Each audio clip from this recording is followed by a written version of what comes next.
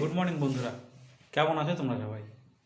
তো আজকে ব্লগটা এরকম করে স্টার্ট করি। আজকে সানডে, তো ঘুম থেকে একটু উঠতে লেট হয়ে গেল। তারপরে গেলাম মার্কেট। মার্কেট গিয়ে আজকে তোমাদের একটা রেসিপি দেখাবো, সেটা আমার চ্যানেলে আসবে খুব জলদি। সেটা হলো পটল দিয়ে আজকে চিকেন বানাবো।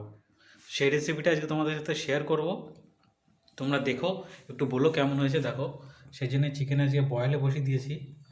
আর বাইরের মৌসমটা তো অতটাও ভালো না, চলছে মোটে চলার মতন। তোমরা একটু সামনে সামনে থেকো, আমার একটু রাতের বেলা জানি না কী করে ঠান্ডা লেগে গেছে, শরীরটা একটু অসুস্থ অসুস্থ ভাব মনে করছি। দেখি দুপুর হতে ঠিক হবে।